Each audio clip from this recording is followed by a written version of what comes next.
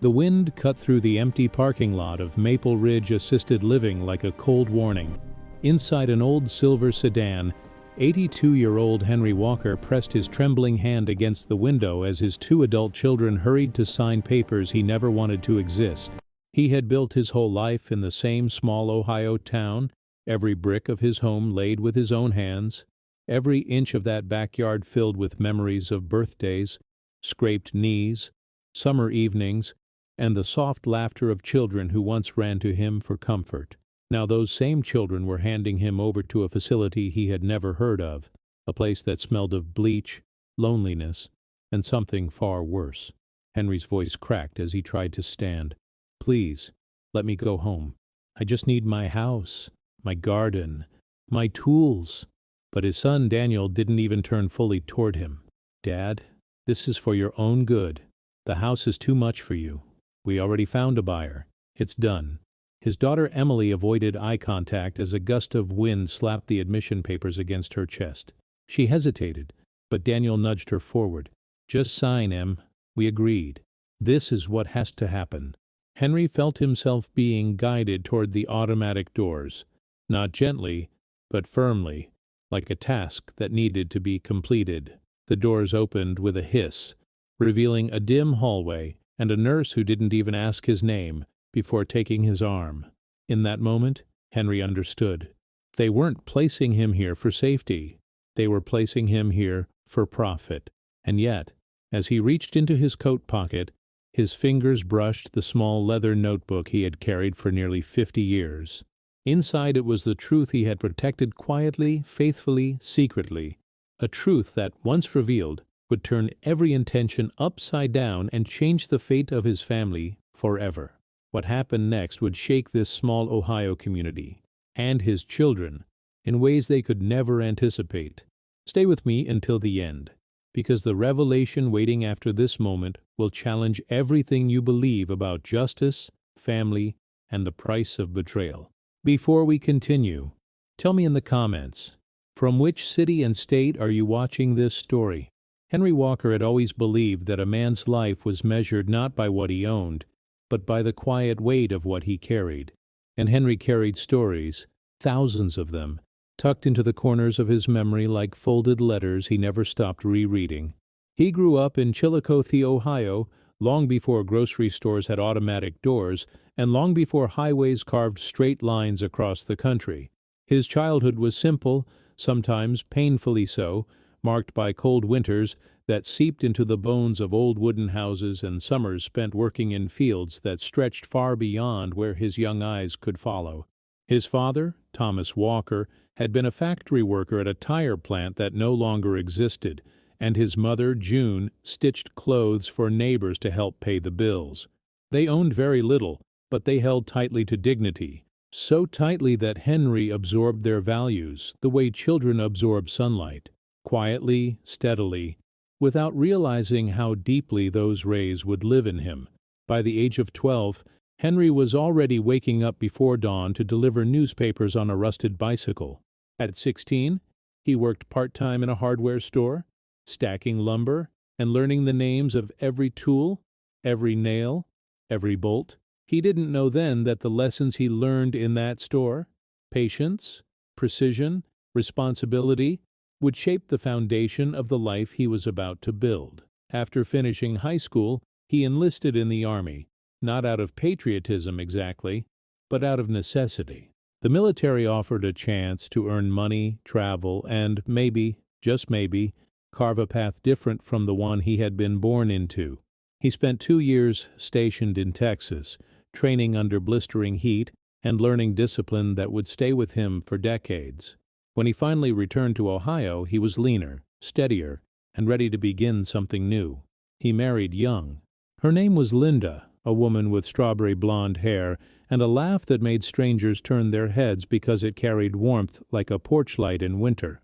They met in a diner where she worked part-time, pouring coffee refills while studying nursing. She teased Henry from the beginning. "You always stare at the pie case," she told him once. "I don't even see the pie," he admitted. "Just you." Together they built the kind of life that isn't glamorous but is undeniably beautiful. the kind rooted in routines, sacrifices, small victories, and moments that seem insignificant until years later, when you realize how much they shaped you. In 1979, Henry bought a small plot of land on the east side of town. It wasn't much, just a patch of overgrown grass and a crooked fence, but he saw possibility in it. Working nights and weekends, sometimes until the moon slid behind the rooftops, he built his own house from the ground up. Every wall, every cabinet, every wooden beam carried the imprint of his calloused hands. Linda would bring him sandwiches wrapped in foil and sit on an overturned bucket while he talked about how the living room would face the sunrise because he wanted mornings in their home to feel hopeful. By the time their first child, Daniel, was born, the house was nearly complete. 2 years later came Emily, whose tiny fingers wrapped around Henry's thumb like a solemn promise. He loved being a father. He loved the chaos, the diapers, the school lunches, the ballet recitals, the baseball practices. He loved the smell of pancakes on Saturday mornings and the way his kids ran barefoot across the backyard, leaving little footprints in the dew. He worked long hours, first at the hardware store, then as a handyman, then as a self-taught carpenter, but no matter how tired he was, he never missed a school event. If he had to choose between money and his children, he always chose them. That devotion came with sacrifice. There were winters when he and Linda patched boots with tape so they could afford new coats for the kids. Summers when he postponed fixing the old family car because Daniel needed braces. Nights when he fell asleep on the couch with invoices spread across his lap and splinters still in his palms. But he never complained. He never said the word tired. He never asked for appreciation. That wasn't his way. Still, he needed a place to put his thoughts, his fears, his small triumphs, the ones he didn't say out loud. So in the early 80s, Linda gave him a simple leather notebook, the size of a hand and soft with age even when it was new. For your mind, she told him, so you don't carry everything alone. He wrote in it nearly every day. Some entries were practical, measurements for cabinets, sketches for a shed, grocery lists. Others were reminders to himself. Be patient with Daniel today. He's trying. Emily cried at school. Teach her she's braver than she thinks. Linda deserves flowers. Find some on the way home. And then there were the entries he never expected anyone to read, small pieces of wisdom he collected like pebbles in a stream. You don't raise children for yourself. You raise them for the world. A house holds your body. A home holds your heart. Love is quiet work. That notebook would become his most treasured possession. The leather grew softer, darker, more worn with every passing year. He slipped it into his coat every time he left the house, even if he didn't plan to write. It became a part of him, like a second heartbeat. Decades flew by. Daniel grew into a confident, ambitious man who always seemed in a hurry for the next milestone, a promotion, a bigger house, a newer car.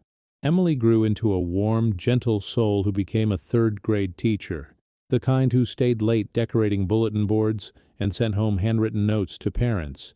Henry and Linda grew older, their pace slowing but their bond stronger than ever. They spent evenings sitting on their front porch swing, watching fireflies shimmer in the warm dusk.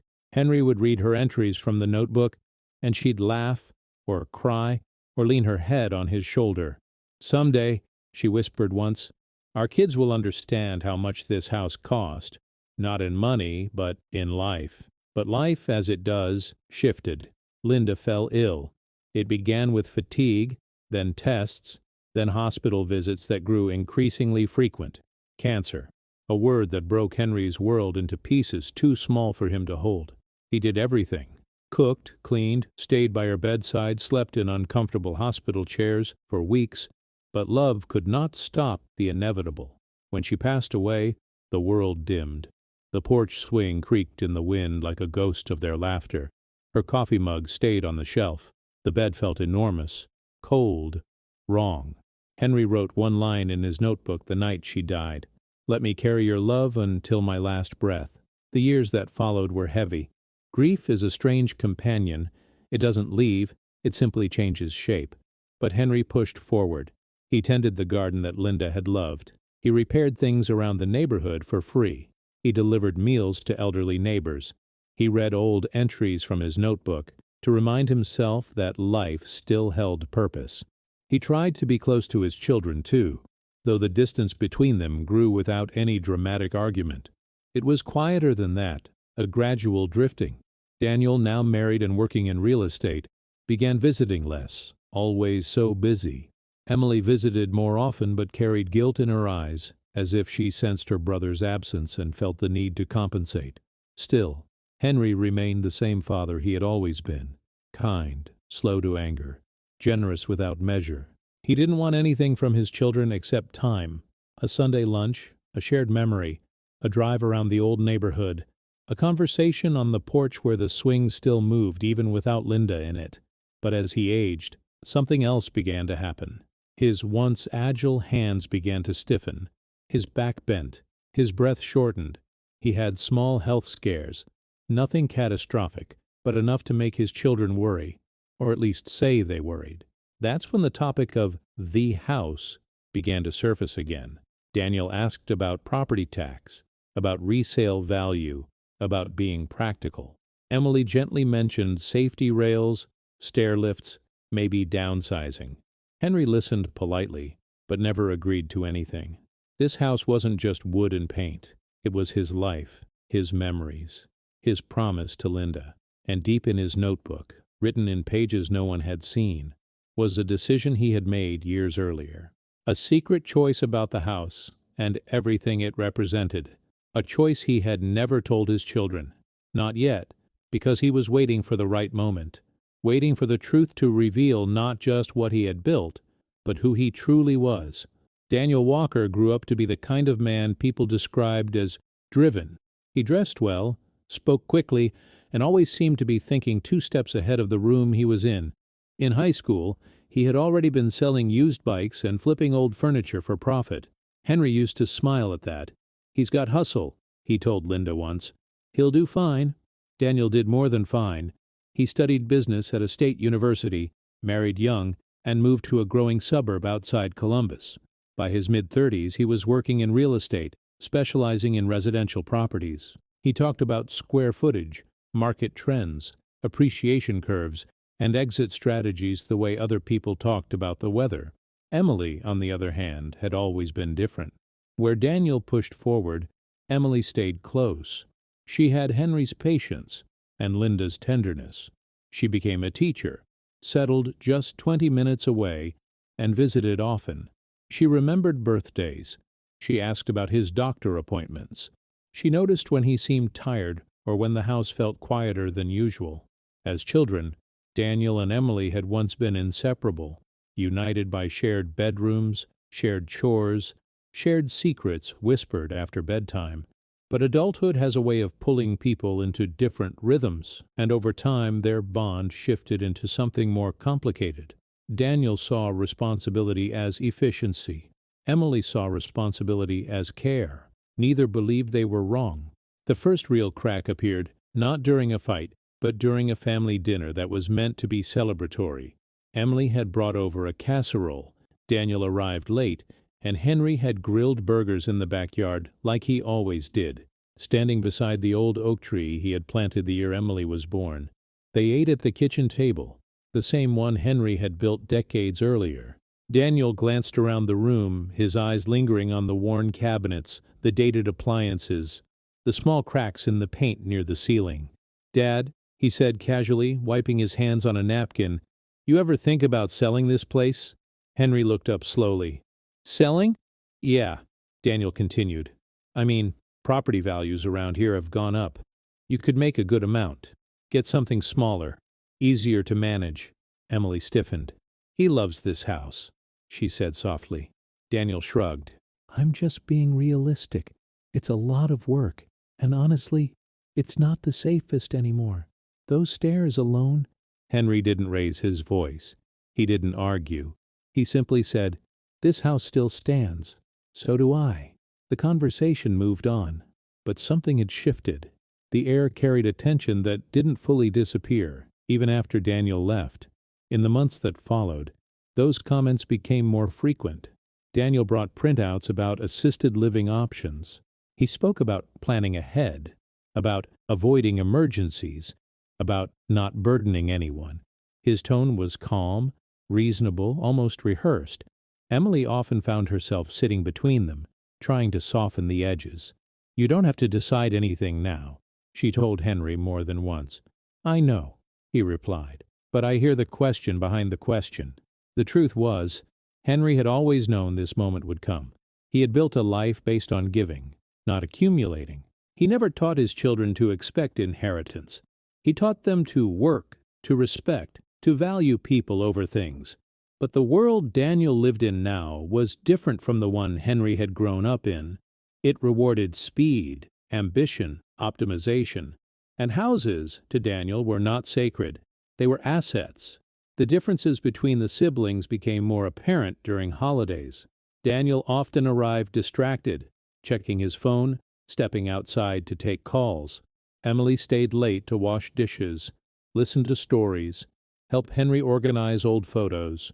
One evening, as Emily sorted through a box of family pictures, she held up a faded photograph of Henry and Linda standing in front of the house when it was newly finished. "You built this with your own hands," she said. "People don't do that anymore." Henry smiled faintly. "People still do hard things," he replied. "They just call them by different names." Daniel overheard and scoffed lightly. "Hard doesn't mean smart," he said. "Times change." Henry wrote about that night in his notebook. "My son sees value. My daughter sees meaning. Both are real, but only one lasts." As Henry's health began to falter, arthritis in his hands, dizziness from time to time, the pressure increased. Daniel framed every suggestion as concern. What if you fall? What if no one's around? What if something happens and the house gets stuck in probate? Emily worried too, but differently. She offered to stay overnight. She researched home care options. She suggested minor renovations to make the house safer without changing its soul. Daniel dismissed those ideas. Band-aids, he called them. Temporary fixes. One afternoon, while Henry napped in his armchair, Daniel and Emily stood in the kitchen, voices low. "He's not being rational," Daniel said. "He's scared," Emily replied. "He's being stubborn. He's grieving." Daniel sighed. "We can't let emotion ruin good decisions." Emily looked at him, her eyes sharp. "And we can't let good decisions ruin a good man." That was the moment Emily realized something frightening. Daniel wasn't trying to hurt their father. He truly believed he was doing the right thing, and that belief made him dangerous. Because when someone convinces themselves they're acting out of responsibility, they stop listening. Henry sensed the shift, too. He felt it in the way conversations avoided eye contact, in the way Daniel spoke about timelines and options instead of memories, in the way Emily grew quieter, torn between loyalty and fear of conflict. And through it all, Henry said very little. He listened. He watched. He wrote. In the notebook, his entries became more deliberate, more intentional. A house can be sold. A home must be given. If they choose money, let them carry its weight. Love must teach, even when it hurts. The idea of inheritance came up directly for the first time on a rainy Sunday afternoon. Daniel had brought coffee and pastry sitting across from Henry at the kitchen table. Emily was late, stuck at school for a parent meeting. "Dad," Daniel began, "we should talk about the future, about paperwork, wills, legal stuff." Henry nodded slowly. "I've already thought about it." Daniel leaned forward. "Good. Because the house—" Henry raised a hand. "I know what the house is worth," he said calmly. "In dollars." Daniel blinked, surprised. And I know what it cost," Henry continued. "In nights, in sweat, in love." Daniel exhaled sharply. "That's not how the world works anymore." Henry met his son's gaze. "It is how people work." Daniel left frustrated. Emily arrived shortly after and found her father sitting quietly, his notebook open in front of him. "Did I miss something?" she asked. Henry closed the notebook gently. "No," he said. "Something just began." Also, what neither of his children knew, what Henry had never shared, was that years earlier, after Linda's death, he had made arrangements. Not out of fear, but clarity. He had consulted a lawyer. He had written instructions. He had prepared for the day when his children would have to face not just his possessions, but his values, and he had done it quietly, without announcement, because Henry believed that the truest test of character comes when people think no one is watching. And soon, very soon, that test would arrive. It didn't march forward with purpose. It drifted. Some days crawled so slowly, Henry could hear the grandfather clock in the hallway, like a reminder that he was still here while the person he loved most was not. Other days rushed past in a blur, and he would look up at dusk and feel startled, as if he had been sleeping with his eyes open. He learned quickly that grief wasn't just sadness. It was absence. It was the empty space on the couch where Linda used to sit with her feet tucked under her. It was the second coffee mug that stayed untouched in the cabinet. It was the way the house made different sounds at night. Small creaks, settling wood, like it was searching for her, too. In the first months, people brought casseroles and condolences. Neighbors knocked on his door. Church friends offered prayers. Daniel came by twice, both times speaking in a careful voice as if grief could break if handled too roughly. Emily stayed for entire weekends, folding laundry and crying in the kitchen when she thought her father couldn't hear. But slowly, life resumed around Henry, and support faded the way daylight fades in winter. People had jobs, children, appointments, distractions. They moved on. Henry didn't blame them. He understood. He had lived long enough to know that the world doesn't pause for anyone, not even for love. So he built his own routine. Every morning he woke up before sunrise, not because he had anywhere to go, but because staying in bed felt like surrender. He sat at the kitchen table with his coffee, looking out the window at the backyard Linda had loved. The garden beds were still there, lined with bricks he had laid by hand. In the spring, tulips pushed up stubbornly. In the summer, tomatoes ripened and bent the vines. In fall, leaves scattered like old letters. In winter, everything went quiet, and Henry's breath fogged the glass when he leaned close. He kept the house neat. He fixed anything that broke. He mowed the lawn even when his hands ached. When the old porch step grew loose, he replaced it. When the faucet in the bathroom began to drip, he repaired it. When a neighbor's fence leaned after a storm, he brought his tools and straightened it without asking for money. People in Chillicothe started calling him when they needed help. Henry never advertised. He never put his name on a truck. But somehow everyone knew. If you were stranded, if you were broke, if you were embarrassed to ask, Henry Walker would show up anyway. One afternoon, a young single mom named Marissa knocked on his door, cheeks red from the cold. Her car wouldn't start, and she had a toddler on her hip. Henry didn't ask questions. He just put on his coat, grabbed a wrench, and walked out into the snow with her like it was the most natural thing in the world. When he got the car running, she tried to hand him money. Henry stepped back as if it burned. "Buy your kid something warm," he said. "That's payment enough." He wrote later in his notebook, "If you have two hands, you can carry someone else for a while." The notebook became more than comfort. It became his way of keeping Linda close, his way of speaking to a world that rarely listened to older men. At first, he wrote to survive the night. Then he wrote to organize his thoughts. Then he wrote to leave behind something honest. Sometimes he wrote about the past, about Linda's laugh, about the day Daniel took his first steps in the living room, stumbling toward Henry like he was walking straight into safety. About Emily's first day of school, her small hand clinging to Linda's sleeve until Henry crouched down and said, "Bravery isn't loud, sweetheart. It's just not turning back." Other times he wrote about the present, about loneliness, about how silence can feel heavier than noise.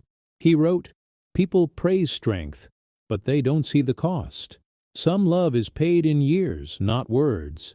If you keep your heart open, it will get hurt, but it will also stay human." And then the hard years began. They didn't arrive with fanfare. They arrived quietly. First, his knees started to ache when he climbed the stairs. Then his hands stiffened in the mornings, fingers curling like they belonged to someone else. Arthritis. The doctor told him it was normal for his age. Henry nodded and said thank you, as if normal pain was something to be grateful for. He adapted. He bought a jar opener. He took longer to tie his boots. He learned to carry groceries in smaller trips. He didn't complain.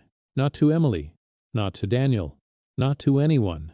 But then came the first real scare. It happened in the hardware store, the same one where he had worked as a teen. He had gone in for light bulbs and screws, thinking it would be quick. As he stood in the aisle, the fluorescent lights suddenly felt too bright. The sound of voices blurred. His chest tightened. The world tilted sideways for a moment as if someone had grabbed the floor and shook it. Henry gripped the shelf until his knuckles turned white. A clerk rushed over. "Sir, are you okay?" Henry forced a breath. "I'm fine," he whispered, though he wasn't sure he was. They sat him down and called an ambulance. At the hospital, the nurse asked if he had anyone to call. Henry hesitated before giving Emily's number, because Daniel would ask questions Henry didn't want to answer. Emily arrived fast, hair still damp from a rushed shower, eyes wide with fear. "Dad," she said, taking his hand. "Why didn't you tell me you've been feeling like this?" Henry gave her a tired smile. "Because you already carry too much. The doctor said it wasn't a heart attack, just dehydration, a drop in blood pressure, a warning." Henry was told to rest more, drink water, avoid overworking himself. He nodded. Then he went home and fixed the loose hinge on the back door, because the house still needed him. When Daniel found out, he reacted differently. He called instead of visiting. His voice came sharp through the phone, wrapped in frustration disguised as concern. "Dad, this can't keep happening," Daniel said. "You can't live alone and pretend you're still 40. It's not safe." Henry sat at the kitchen table, the same table that had held birthday cakes and homework, and Linda's hands. "I'm not pretending," Henry replied. "I'm living." "You're risking everything," Daniel insisted. "What if you fall? What if you pass out again? What if no one finds you?" Henry stared at the old family photo on the wall. Linda smiling. Daniel and Emily pressed close, all of them believing love would last forever, without effort. "What if?" Henry said softly. "The real risk is giving up the only thing that still feels like home." Daniel went quiet for a moment, then sighed like Henry was being unreasonable. "That house isn't your life," Daniel said. Henry's grip tightened around the phone. "It's not the wood," he replied. "It's what happened inside it." Daniel didn't respond. Instead, he said, "We'll talk soon," and hung up, leaving behind an echo that felt colder than silence. Emily continued visiting, bringing groceries and small comforts. New socks, soup, puzzle books Henry never touched. She tried to lighten the mood, but her eyes kept scanning him like she was afraid he might disappear if she looked away. One night, Emily stayed late and found Henry in the living room staring at the fireplace where he and Linda used to hang stockings. "You're not alone," she told him. Henry smiled gently, but it didn't reach his eyes. "I know," he said, "but I feel alone sometimes anyway." Emily swallowed hard, tears gathering. "I'm trying," she whispered. Henry reached for his notebook, opened it, and slid it across the coffee table to her. Not the whole notebook, just one page he had torn out earlier, edges neat. Emily looked down and read the line. "Love isn't proved by big moments. It's proved by who stays." Emily pressed the paper to her chest, as if it might break if she held it too loosely. Henry didn't know it then, but that single page would matter later, more than either of them could imagine. As winter deepened, Henry's expenses grew. Heating bills, doctor co-pays, prescription refills, repairs, the things nobody warns you about when you're young. How aging can be expensive, even when you live simply. Henry never asked Daniel for help. He rarely asked Emily. When he needed extra money, he took small jobs, fixing porch railings, repainting sheds, patching drywall. His hands hurt more afterward, but he told himself pain was temporary and pride was worth protecting. One snowy evening he climbed into his attic to retrieve an old box of Christmas decorations. The steps creaked under his weight. He moved slowly, carefully. Halfway down, his foot slipped on the edge of the stair. For one terrifying second, he felt himself falling. His body jolted forward, instinct fighting panic. He grabbed the banister, fingers screaming with pain, and managed to stop himself inches from disaster. He stood there trembling, heart pounding so hard it made his ribs ache. And in that moment, in the quiet, in the cold air of his own home, Henry realized something that made his throat tighten. If he had fallen, it might have been hours before anyone came. He made it down, sat at the kitchen table, and opened his notebook with shaking hands. He wrote, "Even in your own home, you can become invisible." Then he paused, stared at the words, and added a second line beneath it. But invisible doesn't mean worthless. The next morning, Daniel arrived unannounced. That alone was unusual. Henry opened the door to find his son standing there in a heavy coat, eyes scanning the house like an inspector. Daniel stepped inside without waiting for an invitation, sniffing the air as if measuring the place. "We need to talk," Daniel said. Henry's stomach tightened. He had heard those words before. They always meant one thing. And as Henry glanced toward the coat rack where his notebook hung beside his winter jacket, he felt a deep, quiet certainty settle in his chest. This was no longer just about safety. This was about control. And the house, his home, was the prize. Henry didn't know what Daniel was about to propose, but he could feel it coming like a storm on the horizon. He came inside like a man walking into a transaction. His eyes moved across the living room in quick, practiced sweeps. The worn armchair where Henry read at night, the framed photo of Linda near the fireplace, the faint scratches on the hardwood floor that told the story of decades of life. Daniel's gaze didn't linger on memories. It lingered on surfaces, space, condition, value. Henry closed the door gently behind him and watched his son remove his gloves. The sound of the gloves folding was small, but it made Henry's stomach tighten. Daniel cleared his throat. "Dad, I'm not here to fight." Henry nodded once. "Then don't." Daniel gave a short, humorless laugh. "That's not fair." Henry moved toward the kitchen, slow but steady. "Coffee?" Daniel didn't answer. He followed Henry like he couldn't risk letting the conversation drift into anything warm. When Henry poured coffee, Daniel pulled papers from his coat pocket and placed them on the kitchen table like a dealer laying down cards. There was a brochure for Maple Ridge Assisted Living, a sheet titled Asset Transition Plan, a printout with a list of local homes currently on the market, and at the top, a document with Henry's address printed in bold letters. Henry stared at the stack and felt something go cold inside him. Daniel sat down, leaning forward. "Look, I've been thinking about this for a long time. We're running out of time to do it the smart way." "The smart way," Henry repeated softly, as if tasting the phrase. "And what's the dumb way?" Daniel exhaled. "An emergency. You fall. You end up in the hospital. The state gets involved. Everything turns messy. You lose control anyway." Henry's fingers tightened around his coffee mug. "So your solution is to take control from me now, proactively." Daniel's jaw flexed. "It's not about taking control. It's about protecting you." Henry turned his head slightly, looking toward the window. The backyard was gray under winter sky. A few stubborn bird footprints marked the snow. "Protecting me from what?" Henry asked. "My own house?" Daniel's voice rose, but only a little. He kept it contained, like someone who believed volume was childish. "Protecting you from living alone, Dad. From being stubborn, from making this harder than it has to be." Henry set his mug down. The ceramic clink sounded sharper than he expected. "And what about protecting my dignity?"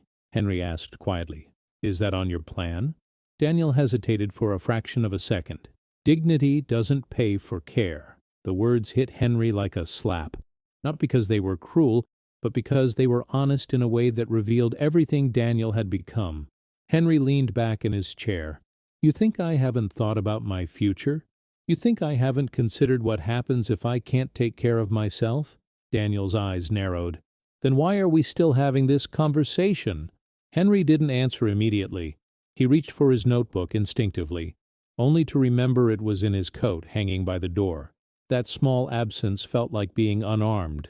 "What do you want, Daniel?" Henry finally asked. Daniel tapped the papers. "I want you to move to somewhere safe, somewhere with staff, and I want to sell the house before it becomes a liability. The market is good right now." Henry held his son's gaze. "And where do you want me to move?" Daniel slid the Maple Ridge brochure forward. Here. Henry stared at the photo on the front. Smiling seniors, bright hallways, clean rooms. It looked cheerful in the way advertisements are cheerful. Polished, staged, hollow. Henry's voice lowered. I've heard of places like that. Daniel's tone sharpened. This isn't some horror story. It's fine, it's affordable, and it's close enough that we can visit. Henry couldn't help the bitter laugh that escaped him. Can you? Daniel's cheeks flushed. Don't do that. Don't do what? Henry asked. Say the truth out loud?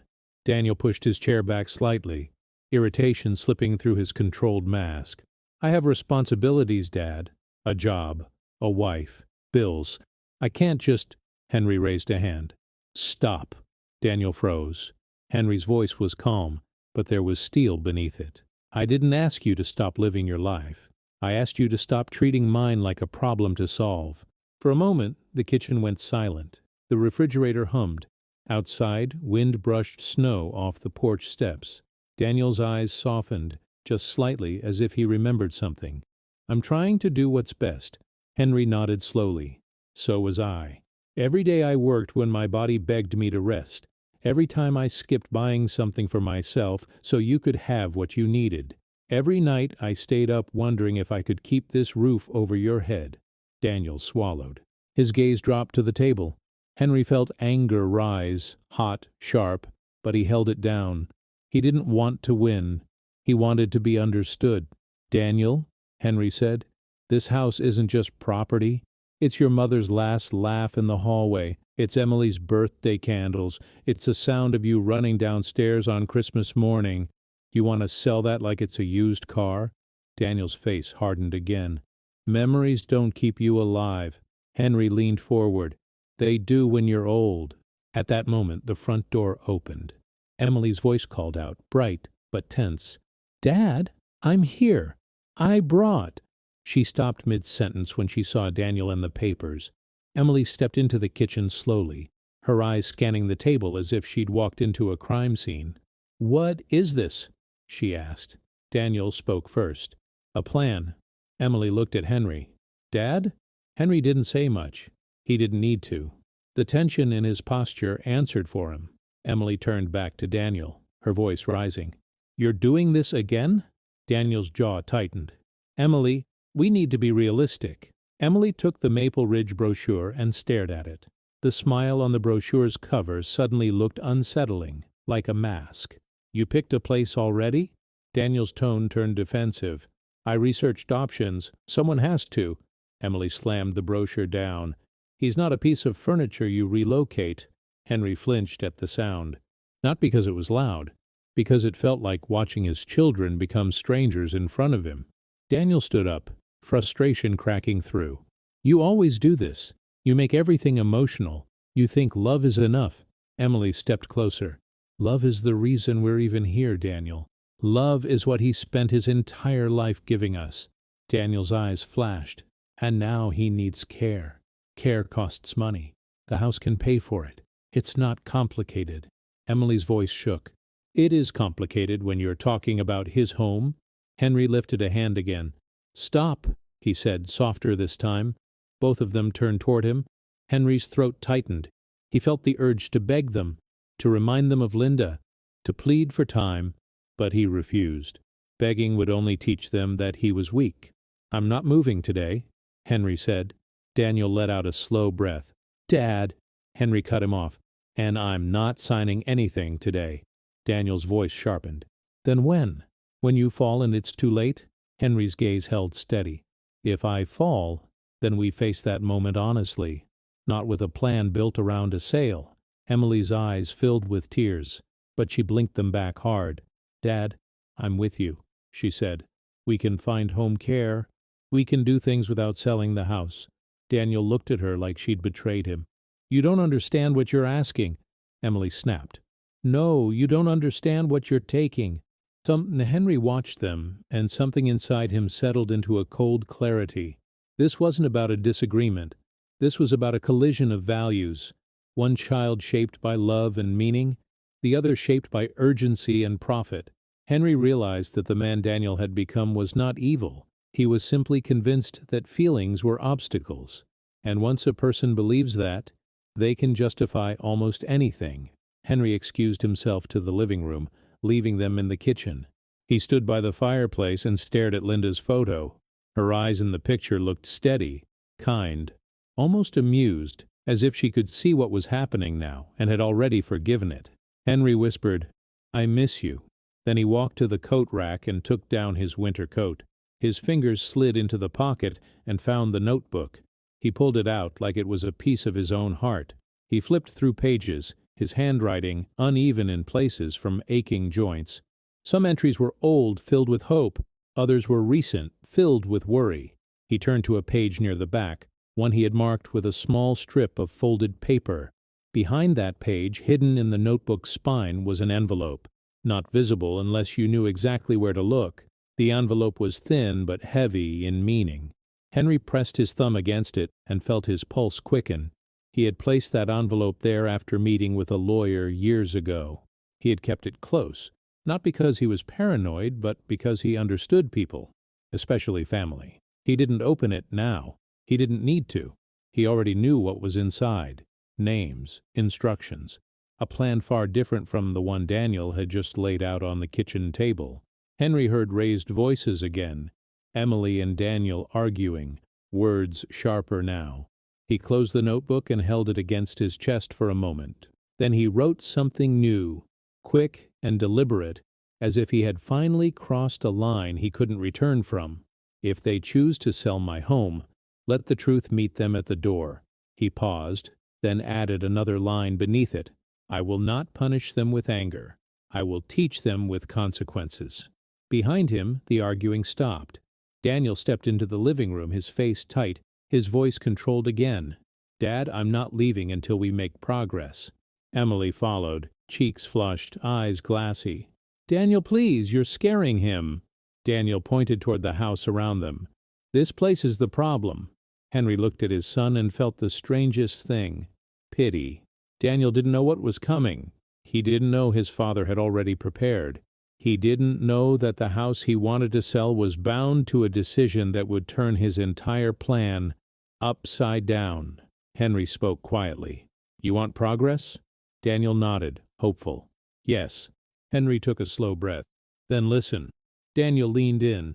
Henry's voice was steady, but the air around the moment felt like a storm building in the distance. "You can keep bringing papers," Henry said. "You can keep talking about market value. But if you push me into something I don't choose, you'll learn that this house has rules you never bothered to ask about." Daniel blinked. "What does that mean?" Henry didn't answer.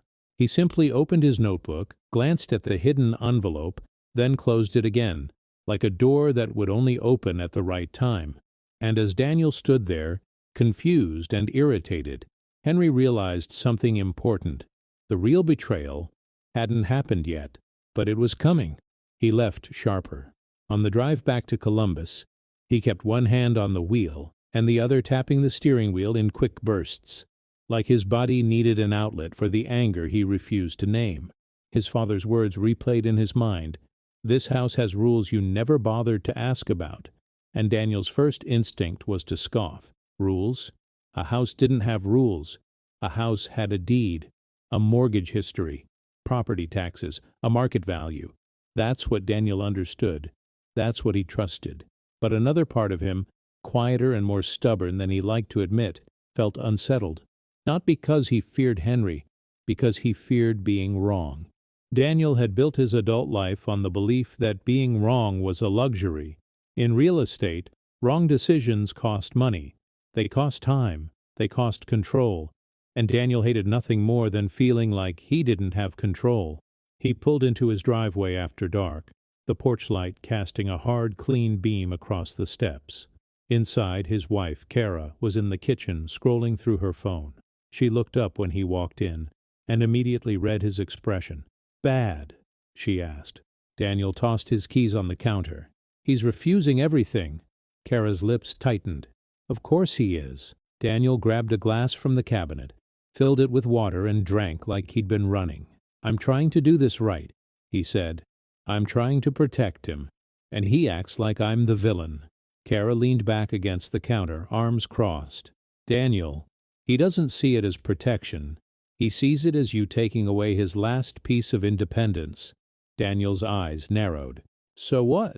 We just wait until he collapses? Until there's an ambulance and a lawsuit and the hospital drains everything? That house is the only real asset he has.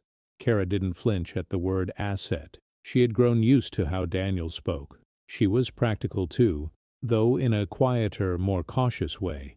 We can't force him, she said. Daniel's voice turned icy. We can? Kara hesitated. Daniel, he cut her off. If we don't act, we're the ones who lose. Emily will keep dragging it out with home care and feelings. The house will keep aging. The market could turn. And if Dad ends up needing full-time care, there won't be enough money unless we sell. Kara studied him for a moment. You're talking like this is about profit. Daniel snapped. It's about reality. But even as he said it, the truth pressed against his chest like a weight. The house had become more than a solution. It had become a prize. That night Daniel called Emily. She didn't answer. She rarely answered his calls right away anymore. So he texted, We need to talk. Not about feelings, about logistics. Dad can't stay alone. Emily didn't reply until nearly midnight. I'm not doing this over text, and I'm not forcing him. Daniel stared at the message, jaw clenched. He typed back, Then what? You want him to die in that house? Emily's reply came fast, as if she'd been waiting for him to say something cruel. Don't use fear as a weapon. Daniel threw his phone onto the couch like it had betrayed him. Over the next week, Daniel made calls. Not to Emily, not to Henry, to people who spoke his language, administrators, intake coordinators, lawyers, and agents. He scheduled a tour at Maple Ridge. He asked about openings. He asked about payment options. He asked what paperwork was required if a family member refused to cooperate. Some answers were polite, careful, legal. But Daniel wasn't looking for comfort. He was looking for a path. And little by little, the path revealed itself. Not a straight line, not a clean solution, but something that felt possible if he framed it correctly. He could not force Henry to sign papers, but he could convince him to visit. Just a visit. A trial week. A short-term stay.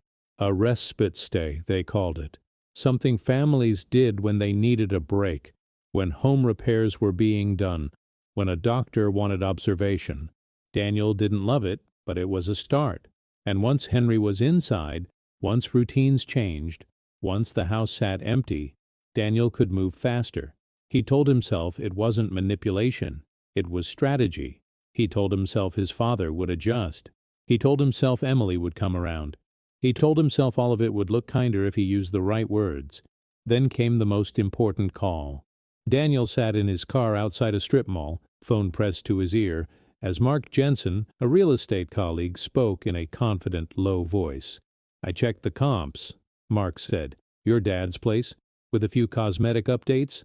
That's a strong sale. But you're gonna need it empty, staged, clean. Buyers want space. Daniel gripped the steering wheel. How fast could it move? Mark chuckled. In this market? Quick, especially if you price it right. But you gotta make sure there's no family drama. Buyers smell drama. Daniel's mouth tightened. There won't be. After he hung up, Daniel sat there for a long time, staring at the grocery store sign across the parking lot. He felt something like triumph, but it didn't taste sweet. It tasted sharp, metallic, because he knew what he was doing, and he knew it wasn't clean. That weekend, he drove back to Chillicothe. This time, he didn't arrive with papers. He arrived with pastries, a warm smile, and a carefully rehearsed tone. Henry opened the door and saw his son holding a box of donuts like an offering. Daniel's voice was light. Hey, Dad, I thought we got off on the wrong foot. Henry stepped aside slowly. Come in. Daniel entered, deliberately looking around less. He tried to appear relaxed, friendly, like he was visiting simply because he wanted to. Henry watched him the way you watch a storm cloud that pretends to be harmless. Daniel set the donuts on the table. I've been thinking, he said. Maybe I came in too strong. Henry didn't respond, only poured coffee. The silence made Daniel uncomfortable, so he filled it. I want to do this in a way you feel good about, Daniel continued. No pressure. No signing anything you don't want. Henry's eyes narrowed slightly. Then, why are you here? Daniel smiled, softer. Because I'm worried, and because I found something that could help us all. Henry took a sip of coffee and waited. Daniel pulled out the Maple Ridge brochure again, but this time he didn't slap it down like a contract. He placed it gently in front of Henry like it was a suggestion. They offer short-term stays, Daniel said. Just a week, a trial. No commitment. You can leave whenever you want. Henry's grip tightened around his mug. Why would I do that? Daniel leaned forward, lowering his voice like he was sharing a secret. Because I noticed something. Your back steps are loose. That railing wobbles. And I want to hire someone to fix it. I want to make the house safer for you. Henry paused, caught off guard. Daniel continued quickly, sensing the opening. It'll take a few days. Dust, noise, tools. It'll be a mess. I thought, maybe you could stay at Maple Ridge during the repairs. Think of it like a little vacation. Hot meals, nurses nearby, no chores. Henry stared at him, face unreadable. Daniel added, Emily can visit every day, and I'll be here too. I promise. Henry looked away toward the window again. Snow drifted in small spirals against the glass. The house felt old, but it felt like him. You want me out? Henry said quietly. Daniel forced a laugh, too loud. No, I want you safe. Henry didn't argue further. He didn't explode. He just sat with the words, letting them settle. In his chest, distrust and love battled. Daniel was his son. He remembered Daniel at 5 years old, crying because he'd broken a toy and thought Henry would be angry. Henry had taken his small face in his hands and said, I don't love you for what you do. I love you because you're mine. That memory made the present even harder. Henry finally asked, And what does Emily say? Daniel hesitated a half-second too long. I haven't talked to her yet. Henry raised an eyebrow. You haven't talked to her? Daniel shrugged. She's emotional. She'll fight before she listens. I wanted to talk to you first. Henry's mind moved like a slow river, but it moved with depth. He saw the shape of Daniel's plan in the way he avoided details, in the way he offered sweetness after pressure, in the way he framed the facility as temporary. Henry said softly, I don't like places like that. Daniel's voice dropped into reassurance. It's not what you think, and it's only a week. If you hate it, I'll drive you back myself. Henry watched Daniel's face. It looked sincere, or at least convincing. In the living room, Linda's photo sat by the fireplace, watching too.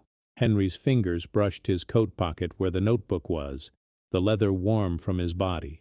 He thought about the envelope hidden inside it. He thought about the decision he had made years ago. He thought about the words he'd written. Let the truth meet them at the door. He didn't want to test his children, but he felt the test arriving anyway. Henry set his mug down slowly. A week? He said. Daniel's shoulders loosened immediately, relief flashing across his face like sunlight through clouds. Yes, a week. That's all. Henry lifted his eyes. And you swear to me, he said, voice firm now. This is only for repairs, nothing else. Daniel swallowed. I swear. Henry nodded once. Behind that nod, something deeper closed like a lock. Because Henry had just agreed to the thing Daniel wanted most, and Daniel had no idea what Henry had set in motion the moment he said yes. Later that evening, Emily arrived, carrying groceries. She smiled when she saw Daniel's car outside, but her smile faded the moment she walked into the kitchen and saw the brochure on the table. Her eyes snapped to Henry. Dad, what is this? Daniel stood quickly.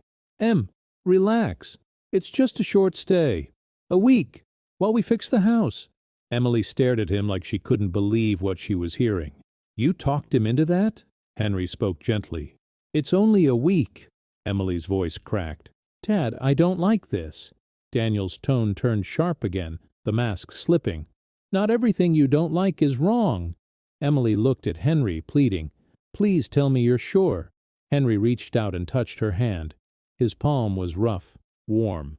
I'm sure of something, he said. Emily frowned. Of what? Henry didn't answer. He simply squeezed her hand once, then let go, as if he had passed her a message without words. And that night, when Henry went to bed, he didn't sleep. He sat at his desk, opened the notebook, and wrote one more line beneath the others. A child who sells a home forgets who built it. He closed the notebook, slid his fingers to the hidden envelope, and held it there for a moment, heart steady, eyes wet.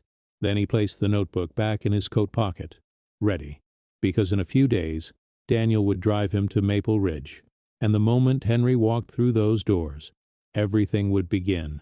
A thin layer of snow dusted the sidewalks, and the wind carried that sharp Ohio bite that made your eyes water before you even realized you were cold.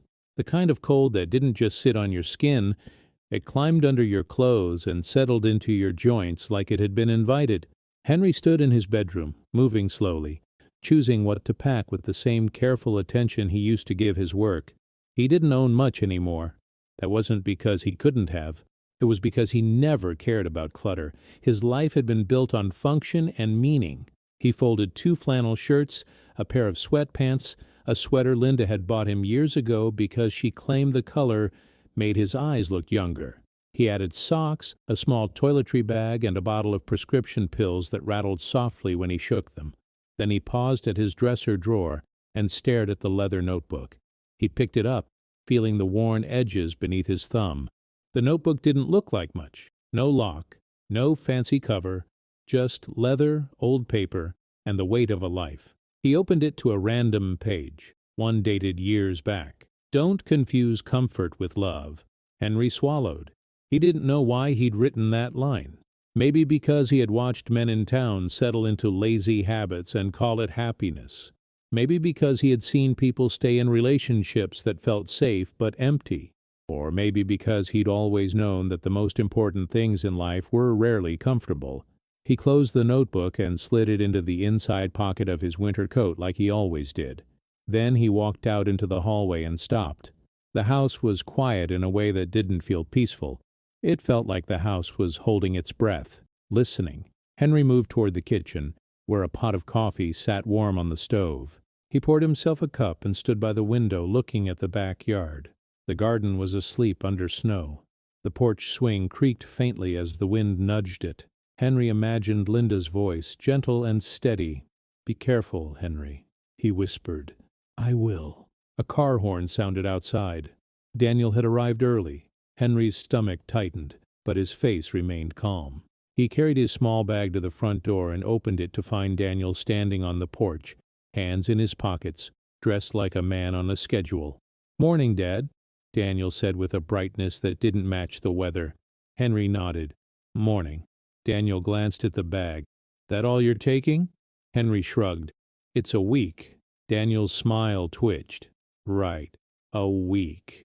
Emily's car pulled into the driveway moments later. She stepped out quickly, bundled in a scarf, her cheeks pink from the cold. She looked from Henry to Daniel and forced a small smile. "Dad?" she said, hugging him longer than usual, as if her arms could stop time. Henry patted her back. "It's just a week." Emily pulled away and searched his face. "If you want to come home the first day, I'll pick you up. I don't care what Daniel says." Daniel's jaw tightened. "Emily," Henry lifted a hand. "Enough," he said gently. "I'm not going to war. I'm going to a building with nurses." Emily's eyes filled with tears anyway. She tried to laugh, but it came out shaky. "I hate this." Henry looked at her and felt something deep and heavy. Love mixed with regret. He had wanted his children to protect him the way he had protected them, but not like this. Not with pressure and plans and paperwork. He touched Emily's cheek with the back of his fingers. "You're a good girl," he whispered. Emily's lips trembled. "Don't say it like that." Henry smiled faintly. "Like what?" "Like you're leaving," she said. Henry's gaze drifted to the house behind him, the doorway framing decades of his life. For a second, he felt a quiet ache so sharp it almost took his breath. Then he turned back. "I'll be back," he said. But inside, he wasn't sure what he was promising. Daniel took Henry's bag and carried it to the car. Emily followed them to the driveway, arms wrapped around herself against the wind. As Henry climbed into the passenger seat, He felt the cold leather seat beneath him, heard the creak of the car door, smelled faint pine air freshener, ordinary details, the kind that would later become part of the memory. Daniel started the engine. The heater blasted air that smelled like old dust. Snow swirled behind the car as they backed out. Emily stood at the edge of the driveway, waving with a stiff arm, her face tight with worry. Henry watched her until she became smaller in the mirror. Then the car turned, and she disappeared. The drive to Maple Ridge took just under an hour. Daniel chose back roads at first, then merged onto a highway that cut through quiet fields and bare trees. The landscape looked drained of color, as if winter had taken a sponge to the world. Daniel talked too much. He pointed out random things, new developments, renovated storefronts, a coffee shop he liked. He spoke like a tour guide trying to keep the passenger distracted. Henry listened, nodding occasionally, but his eyes kept drifting to the passing scenery, the low gray sky, the skeletal trees, the soft rise and fall of hills dusted with snow. He remembered driving these roads with Linda years ago, windows cracked, her hand on his thigh, both of them younger and convinced they still had endless time. Daniel's voice cut through the memory. "They've got good meals there, Dad. And activities. You'll probably meet people." Henry's lips pressed together. "I'm not looking to meet people." Daniel glanced at him. "Why not?" Henry stared ahead. "Because I already met the person I needed." Daniel looked back to the road, uncomfortable. A silence settled. Then Daniel said carefully, "You'll be okay." Henry didn't answer. He could feel the notebook against his chest, warm beneath his coat. The envelope inside it felt heavier than paper should. As they drove, the weather changed. Snow that had been light and harmless began to thicken, blowing sideways in streaks that made the road look like it was being erased. Daniel tightened his grip on the steering wheel. His jaw clenched. Henry watched the wipers fight the snow. "It's coming down," Henry said. Daniel forced a laugh. "It's Ohio. It's fine." But his voice didn't sound confident. They passed a sign for a small town, then another. The farther they went, the more isolated the road felt. Fewer cars, fewer houses. More trees leaning inward like they were listening. Henry's chest tightened with an odd instinct he hadn't felt in years. Not fear exactly, more like warning. He thought about Emily standing in the driveway, her face pale. He thought about how quickly Daniel had pushed this plan. He wanted to ask Daniel a question. Something simple, something sharp. "Are you sure this is safe? Are you sure you're telling the truth?" But Henry held back. He didn't want to accuse his son. Not yet. He wasn't ready to believe Daniel could be that cold. Instead, Henry reached into his coat pocket and pulled out the notebook. Daniel glanced over, distracted. "What's that?" Daniel asked. Henry opened it and flipped to a recent page. His handwriting was a little shaky, but the words were clear. "When people rush you, they're usually trying to outrun your questions." Daniel's eyes flicked to the notebook, then away. "You've been writing about me?" Henry didn't look up. "I've been writing about life." Daniel scoffed lightly. "That's dramatic." Henry closed the notebook slowly. "Life is dramatic," he said. "You just don't notice when you're young." The car continued through thickening snow. By the time Maple Ridge appeared in the distance, Henry felt his stomach drop. The building sat back from the road behind a line of leafless trees. Its exterior, a dull beige that blended into the sky. The sign out front looked new, but the place itself didn't feel new. It felt tired. A long driveway curved toward the entrance. Snow piled along the edges. Daniel pulled in, parking near the main doors. The lot was nearly empty. Henry stared at the entrance. Automatic doors, yes. A small overhang. A few potted plants half buried in snow. Nothing that screamed danger, but nothing that felt like home either. Daniel shut off the engine and turned to Henry with a practiced smile. "See? It's fine." Henry didn't move. His fingers tightened around the notebook inside his coat. He thought about what he had built, what he had lost, what he had given. Daniel leaned closer. "Come on, Dad. Just a week." Henry looked at his son's face and saw something he didn't want to see. Not cruelty, urgency.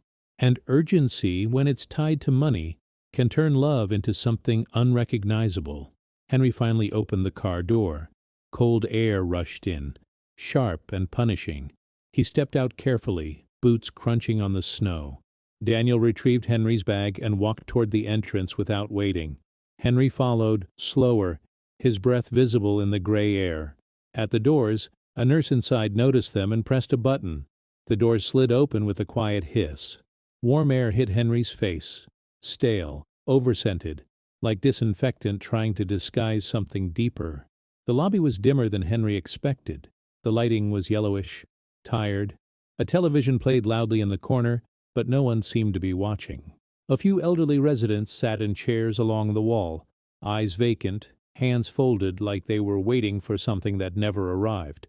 Henry's throat tightened. Daniel stepped forward confidently, speaking to the receptionist with a friendly voice. "Hi, I'm Daniel Walker. We have an admission appointment for my father, Henry Walker." The receptionist smiled too quickly. "Of course, paperwork first." She slid forms across the counter. Henry watched Daniel reach for the pen. This time, Daniel didn't ask. He simply began filling things out. Henry's heartbeat slowed into something heavy and steady. He didn't panic. He didn't protest. He stood there, quiet, observing.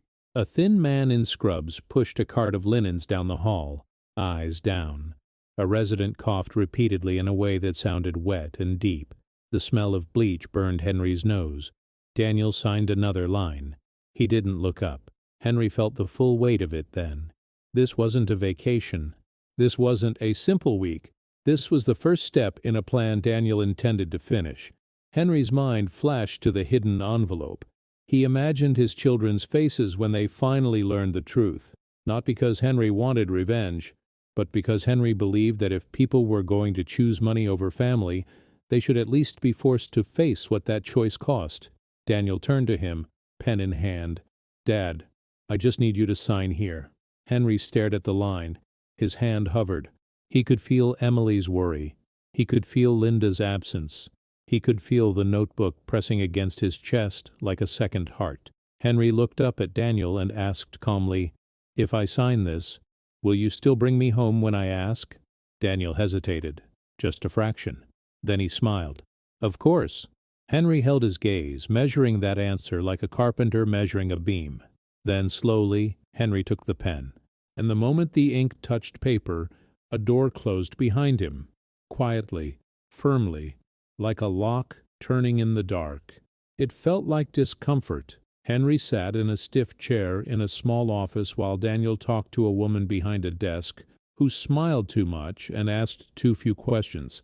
The woman's name tag read Brenda, and her perfume mixed with disinfectant until Henry's eyes watered. Daniel signed again. And again.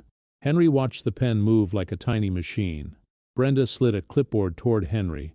"Just one more signature, Mr. Walker. This is standard." Henry looked at the paper. The words blurred slightly, not from bad vision, but from the strange pressure in his chest. It wasn't pain. It was something heavier, like a truth settling into place.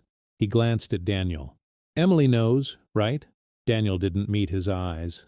"She'll be fine once she sees it's okay." Henry's mouth tightened. That wasn't an answer. Brenda stood up. "Let's get you to your room. It's cozy." Cozy. Henry heard the word and felt a chill. They led him down a hallway that seemed longer than it should have been. The carpet was worn in the middle, darker where hundreds of feet had passed. A television blared in a common room. Loud laughter from a sitcom that didn't match the faces in the chairs. The residents sat like folded paper. Some stared straight ahead. Some dozed with mouths open. One woman rocked slowly, hands clasped, whispering to herself.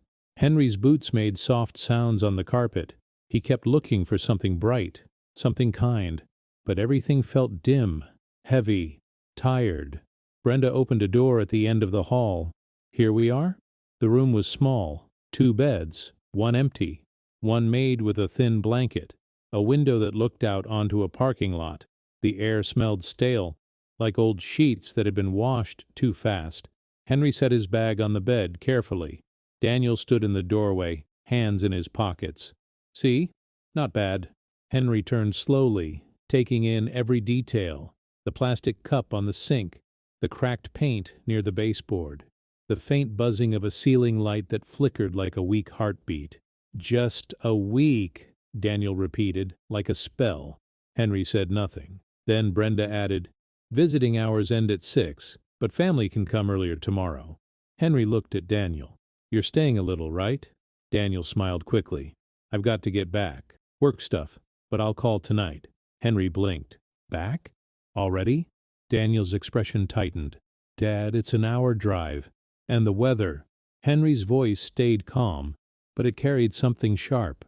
"You brought me here in the weather." Daniel's jaw flexed. "Don't start!" Henry stared at him, feeling something inside him crack. Not loudly, not dramatically, but like ice under weight.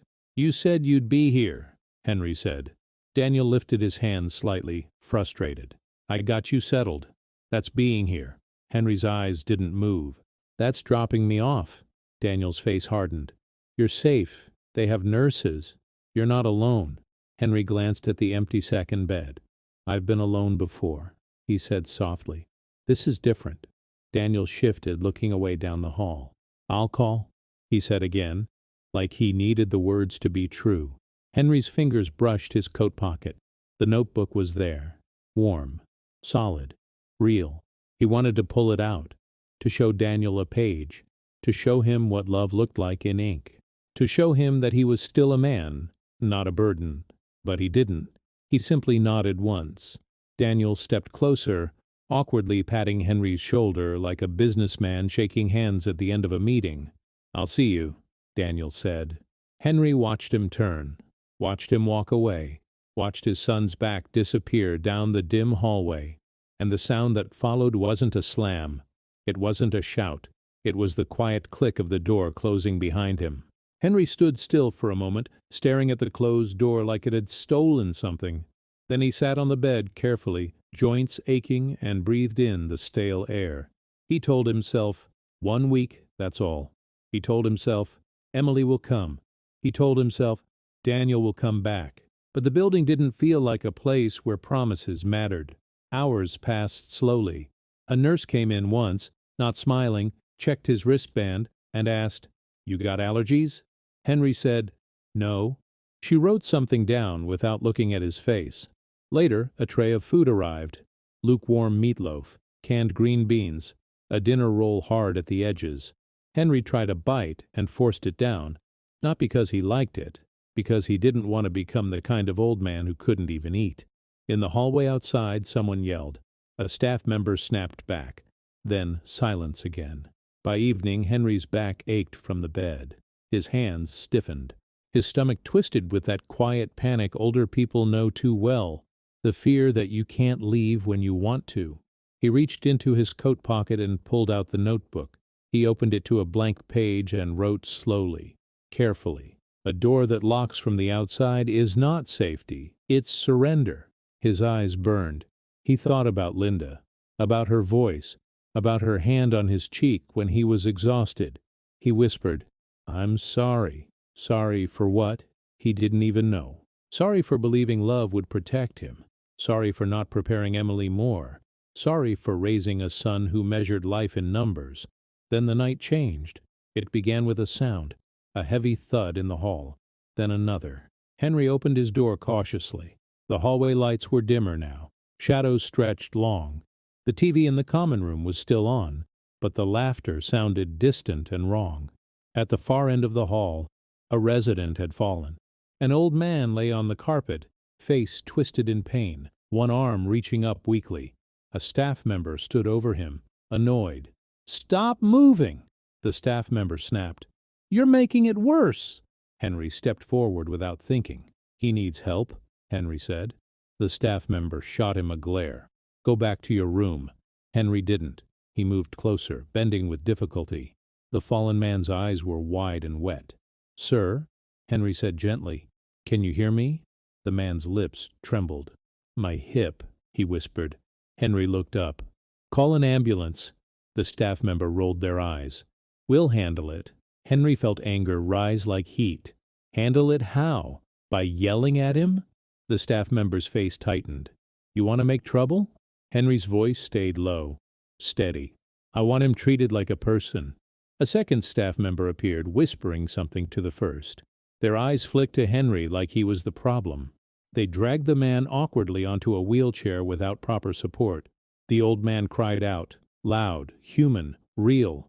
Henry's stomach turned. This wasn't care. This was containment. Henry returned to his room shaking, not from cold but from something worse. Realization.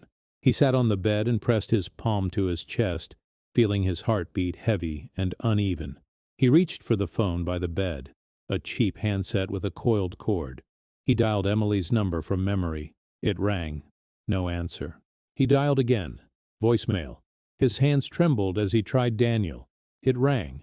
Then a click. Daniel's voicemail greeting played, casual and upbeat, like a man who didn't have an 82-year-old father sitting in a room that felt like a trap.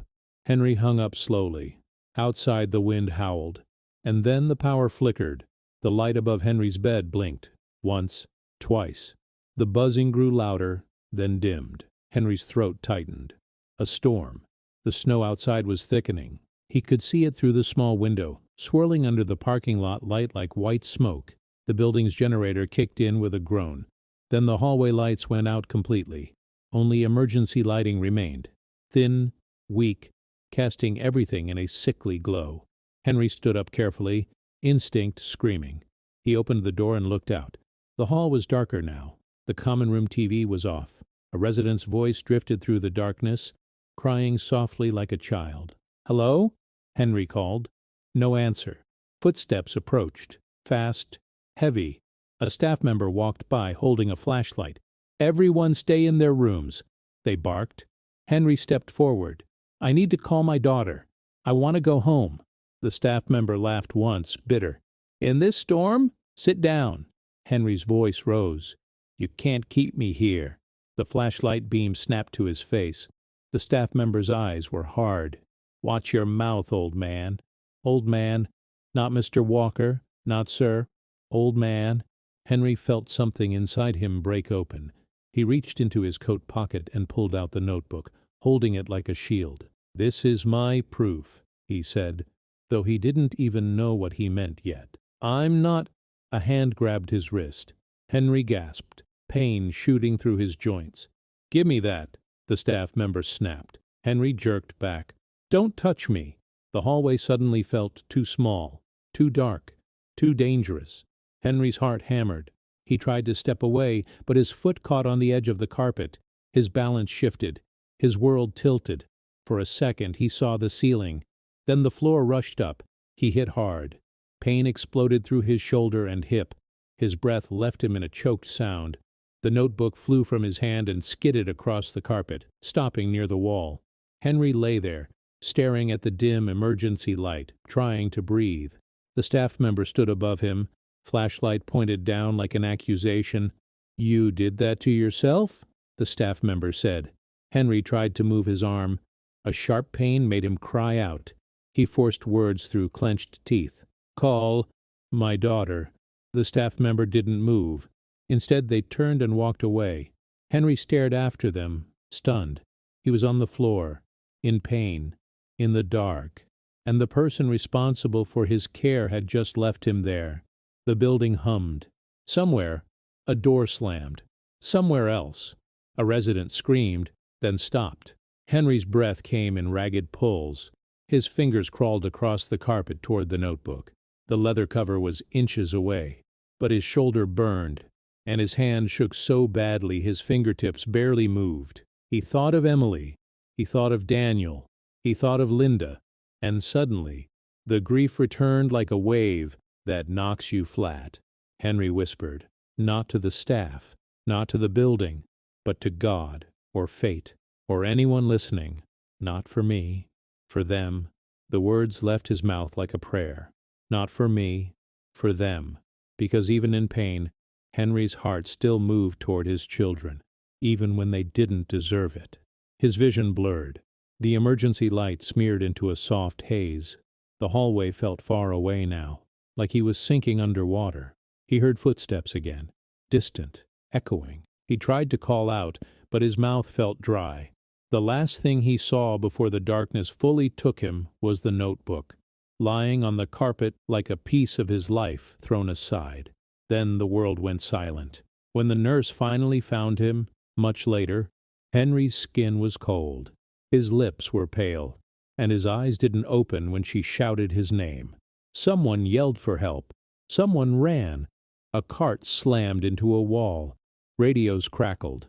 But by the time the paramedics arrived, the storm outside was worse. Snow piled against doors. Wind shook the windows. Henry was lifted onto a stretcher, his frail body strapped down like cargo. As they wheeled him out, his notebook was left behind on the carpet, unnoticed, unclaimed, and Daniel, who was sitting in his warm house an hour away, still hadn't called. Emily, who had been driving home from school when the storm hit, had no idea her father was fighting for his life. All of it happened fast, and yet it was the slowest tragedy of all. An old man who had built a home with love was being carried out of a building that treated him like a problem. By the time the ambulance doors closed and the siren cut through the storm, Henry Walker had slipped into a darkness so deep no one could tell if he would ever come back. And the worst part, the truth, the one Henry had hidden for years, was still waiting inside that little leather notebook, lying alone in a dim hallway, waiting for someone to finally pick it up. It covered the truth. By dawn, Maple Ridge's parking lot was buried, the wind still whipping white sheets across the windows. Inside the building, the emergency lights had been restored, but the air felt colder than it should have, cold in a way that didn't come from weather, cold in a way that came from something being wrong and everyone pretending it wasn't. Henry's room was empty. His bed was made too quickly, like someone wanted the space to look normal again. His bag was gone, his coat was missing, but no one could say clearly where he was. When the receptionist finally picked up the phone that morning, her voice sounded bored, rehearsed. "Maple Ridge Assisted Living. How can I help you?" Emily Walker sat at her kitchen table with her car keys in her hand, knuckles white. She had barely slept. The night before, she'd been driving home from school when the roads turned dangerous. Her phone had died on the way. She'd made it home late, exhausted, angry at the storm, and sick with worry about her father being somewhere she didn't trust. Now, she'd charged her phone and found 2 missed calls from an unknown number, and 1 voicemail with nothing but static and faint voices in the background. Her chest tightened as she listened to it again. Static. A hum. And then barely audible. A sound like an old man gasping. Emily's voice shook as she spoke into the phone. "This is Emily Walker. My father, Henry Walker, checked in yesterday. I need to speak to him." A pause. Then the receptionist said, "He's unavailable right now." Emily sat forward. "Unavailable? Put him on the phone." Another pause. "Ma'am, we can't disturb residents during care routines." Emily's pulse surged. "He's not a child. He can answer his phone." The receptionist's voice hardened. "We'll leave a message for staff." Emily's throat tightened. "No. You'll tell me where he is." Another pause. Longer this time. Then, "We have no record of an emergency." Emily's stomach dropped. "What do you mean, no record?" The line went quiet. Then the receptionist said, "If you're concerned, you can come during visiting hours." Emily slammed her palm on the table. "I'm coming right now." She hung up and stood so fast her chair scraped the floor. Her hands shook as she grabbed her coat. She dialed Daniel. It went to voicemail. She called again. Voicemail. Emily's eyes burned with anger and fear. She sent a text, fingers trembling. "Answer me, now. I can't reach Dad." She didn't wait. She ran to her car. The roads were still slick, but Emily drove anyway, gripping the steering wheel as if her hands could keep her father alive. Snowbanks lined the sides. Plows moved slowly. Cars crawled. Every minute felt like a theft. When she finally pulled into Maple Ridge's lot, her tires crunching over packed snow, she saw something that made her heart jolt. An ambulance had been there. Recently. The tracks were still visible near the entrance, 2 deep lines leading away. Emily ran inside. The lobby smelled the same, bleach and stale air, and the TV was back on, loud enough to cover the silence underneath. Brenda, the woman from the office, glanced up with a practiced smile. "Hi, sweetie," she said as if Emily were a customer returning a sweater. Emily marched to the desk. "Where is my father?" Brenda blinked. "Henry Walker?" "Yes, he was admitted yesterday." Brenda tapped on a keyboard. "He's not in his room." Emily's breath hitched. "Then where is he?" Brenda's smile faltered. "Sometimes residents are moved for medical evaluation." Emily leaned closer, voice low and sharp. "Moved where? Tell me. Now." Brenda glanced around as if checking who could hear. "Ma'am, please lower your voice." Emily's eyes widened. "Lower my voice. My father is missing." That word, missing, seemed to jolt Brenda. Her posture stiffened. "He was transferred to Adena Regional Medical Center during the storm." Emily's whole body went cold. "Transferred? Why?" Brenda's voice turned vague again. "He had a fall. It happens." Emily's vision blurred with rage. "It happens? Did you call me?" Brenda swallowed. "We tried." "You did not," Emily snapped. "You did not call me. You did not tell me. You just let him disappear." Brenda started to speak, but Emily was already turning, already walking fast, already dialing the hospital. Adena Regional answered. The nurse on the other line confirmed it. Henry Walker was in the hospital. "He came in hypothermic," the nurse said carefully. "He was found down for an unknown amount of time." Emily's knees nearly gave out. Found down. Unknown amount of time. Emily closed her eyes, swallowing a sob so hard it hurt. "Is he alive?" A pause that felt like a lifetime. "Yes," the nurse said, "but he's unconscious. We're running tests." Emily stumbled out of Maple Ridge without even looking back. Her breath came fast. Her chest felt tight like someone had wrapped wire around it. She got into her car and screamed once. Just once, because there was nowhere else to put the terror. Then she drove to the hospital. At Adena Regional, the fluorescent lights were harsh, the waiting room crowded, the smell of antiseptic stronger than Maple Ridge's fake cleanliness. Emily rushed to the front desk, gave her father's name, and was led down a hall that felt too long.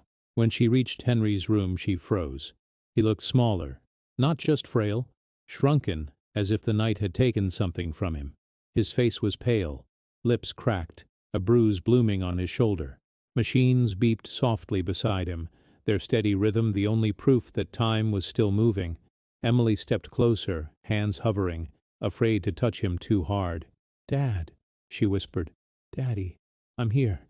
His eyes didn't open. Emily gripped the side of the bed and bowed her head, crying silently so the nurses wouldn't have to tell her to calm down. Then she heard footsteps behind her. She turned. Daniel stood in the doorway. His hair was messy. His coat was unzipped. His face looked strained, as if he hadn't slept. But there was something else there, too. Shock, yes, but also calculation. As if his brain was trying to rearrange the story to make it less damning. Emily stared at him like he was a stranger. "Where were you?" she said, voice shaking. "When he was on the floor." Daniel blinked. "Emily, where?" she repeated louder. "He was left alone. He was found down, hypothermic, and you didn't answer your phone." Daniel's mouth opened, then closed. "I didn't know," he said quickly. "I swear I didn't know." Emily's laugh was ugly, broken. "You didn't know because you didn't want to know." Daniel stepped in. "That's not fair." Emily walked toward him, eyes blazing. "You put him there. You insisted. You made it happen." Daniel's voice rose. "I was trying to keep him safe." Emily pointed toward Henry's motionless body. "Safe? Look at him." Daniel's face crumpled for half a second. He looked at Henry. He swallowed. Then, defensively, "Falls happen. He's old." Emily's hand trembled. "Don't say it like that. Don't reduce him to old. He's our father." Daniel's eyes flashed. "And I'm the one who has to think about what comes next." Emily's expression turned cold. "What comes next?" Daniel hesitated. Emily's voice dropped, deadly calm. "You mean the house." Daniel's silence answered. Emily stepped back as if he'd slapped her. In that moment the guilt didn't just appear in Daniel's face. It flooded the room like smoke. He looked at Henry again and whispered, "Dad, I didn't—" His voice broke, and Emily, despite her fury, felt the heartbreak of it, because she could see Daniel's guilt, and she could see his fear, and she could see how far he'd gone without realizing he'd become the kind of man he never wanted to be. But guilt didn't fix what had been done. Outside Henry's room, a nurse approached Emily quietly. "We need some information," she said, "about where he came from, about how long he was down." Emily's jaw tightened. "He came from Maple Ridge." The nurse's eyes changed, not dramatic but alert. "Maple Ridge," she repeated. "We've had concerns there before." Emily's breath caught.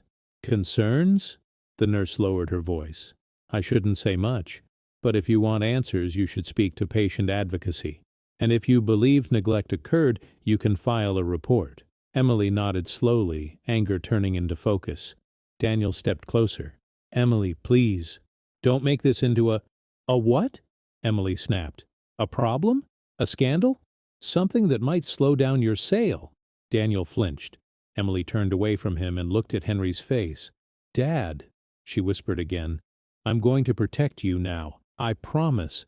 That's when the town began to react, because in places like Chillicothe, news travels faster than official statements. A paramedic mentioned the call to someone at the gas station. A nurse recognized Henry's name and told her cousin. A neighbor noticed Henry's driveway still full of untouched snow and called Emily's friend from church. By afternoon, people were talking. "Henry Walker? Sweetest man in town. He built half the porches on this street. They put him in that place? That place ain't right." And then someone else stepped in. His name was Raymond Ray Castillo.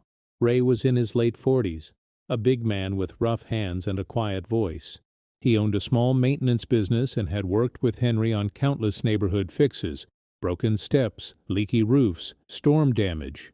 Henry had helped Ray years ago when Ray was newly sober, broke, ashamed, trying to rebuild his life. Henry never judged him, never asked questions, just handed him work and said, "You can start over, everybody can." Ray had loved Henry the way men sometimes love their mentors, without saying it out loud. When Ray heard what happened, he didn't just feel anger. He felt duty. He drove straight to Maple Ridge, jaw clenched, heart pounding, and walked inside like he belonged there. At the front desk, Brenda looked up and smiled, then hesitated when she saw Ray's face. "I'm here for Henry Walker's belongings," Ray said. Brenda blinked. "Family only." Ray leaned in, voice low and steady. "Henry Walker is family to this town." Brenda's smile faltered. "We already sent." "You didn't send what matters," Ray cut in. "His coat, his bag, his notebook." Brenda froze at the last word. Ray saw it, that tiny twitch, that flicker of recognition. "You know what I'm talking about," Ray said. Brenda's eyes darted away. "We don't—" Ray's voice hardened. "Listen to me. That man built his life with his hands. He helped people for free. He deserves respect. And if something of his is missing, I will make noise. Loud noise." Brenda swallowed. Then she said, reluctantly, "We found a small book in the hallway. It might have been his." Ray's stomach dropped. "Where is it?" he demanded. Brenda hesitated, then pointed. "Back office. Lost and found." Ray walked down the hallway, footsteps heavy, passing residents who stared with empty eyes. His anger grew with every step. This place felt wrong. It felt like forgetting. In the back office, a cardboard box sat on a shelf. Ray dug through it until his fingers touched worn leather. He pulled it out. Henry's notebook. The cover was scuffed. A corner was bent. But it was unmistakably Henry's. Ray held it carefully, like something sacred. As he turned it over, something slipped out from the spine. Something thin. An envelope. Ray's breath caught. The envelope had no stamp, no address. Just one name written neatly in Henry's handwriting. For Emily. Only Emily. Ray stared at it, heart pounding. And for the first time since he'd heard the news, he felt something other than rage. He felt the edge of a revelation. Ray clutched the notebook and envelope to his chest and walked back toward the lobby. Brenda watched him go, eyes anxious. Ray didn't look at her. He didn't need to. He was already thinking about Emily, about Henry in that hospital bed, about Daniel and his cold plans, and about what Henry had hidden for years, something important enough to keep close, something powerful enough to change everything. Ray stepped outside into the snow, pulled his phone out with shaking hands, and called Emily. When she answered, her voice ragged, Ray said only one sentence. "Emily, I found your dad's notebook, and there's an envelope inside with your name on it." On the other end of the line, Emily went silent. And in that silence, the storm outside didn't feel like the biggest danger anymore, because the truth was finally moving, and once it reached the surface, nothing would stay the same. She remembered only fragments: snow melting into slush on the road, the hospital's bright lights fading behind her, her hands gripping the steering wheel so hard her fingers went numb. She kept replaying the nurse's words: hypothermic, found down, unknown amount of time, until they stopped sounding like English and started sounding like a nightmare. Ray told her to meet him in the parking lot of a small diner on the edge of town, the kind with a flickering neon sign and windows fogged from coffee and frying bacon. When Emily pulled in, Ray was already there, leaning against his truck, shoulders tense, like he'd been holding his breath since he left Maple Ridge. He walked to her car as soon as she stepped out. "Emily," he said, voice rough. "I'm sorry." Emily shook her head, swallowing hard. "Show me." Ray reached into his jacket carefully and pulled out the worn leather notebook. It looked smaller than it should have, like the weight inside it was more emotional than physical. Then he held up the envelope. Emily's heart slammed against her ribs. Her name was there, in her father's handwriting. For Emily, only Emily. Emily covered her mouth with her hand, eyes filling fast. "He wrote this?" Ray nodded. "It fell out when I grabbed the notebook. I didn't open it. I swear." Emily took the envelope with both hands like it might crack if she held it wrong. Her fingers trembled. She looked at Ray. "Come with me," she whispered. I'm not doing this alone." They drove back to the hospital. In Henry's room the machine still beeped, steady and indifferent. Henry's eyes were closed, his breathing shallow. Emily sat beside him, holding the envelope against her chest, afraid to open it, afraid of what it might say, afraid of what it might confirm. Ray stood quietly near the door, hat in his hands, looking like a man in church. Emily finally broke the seal. Inside were three things: a folded letter, a copy of a legal document, and a small, worn photograph of Henry and Linda standing in front of the house the year they finished it. Faces sunburned, tired, proud. Emily unfolded the letter first. Her father's handwriting was steady but slightly shaky, as if he'd written it on a day when his hands hurt. She began to read aloud, voice breaking on the first line. "My sweet Emily, if you are reading this, it means life has turned the way I feared it might. Not because I doubt you, because I know how the world pulls at people, and I know how money can make a heart act like it forgot what love feels like. I want you to hear me clearly. I am not writing this to punish anyone. I am writing it to protect what matters and to teach without cruelty. You were always the one who stayed. That matters more than you know. In my notebook are things I never said out loud, not because I was hiding, because I didn't want my love to become a weapon in our family. But there is something I must tell you now. The house is not for sale. Not because I'm stubborn, because it carries a purpose bigger than any of us. Years ago, after your mother passed, I met with an attorney. I made a decision about the house and the land. I put it in writing. I did it quietly, because I wanted to see who we would become when no one was watching. If your brother tries to sell the house, let him learn what that choice costs. Not in anger, in consequence. Emily, promise me one thing.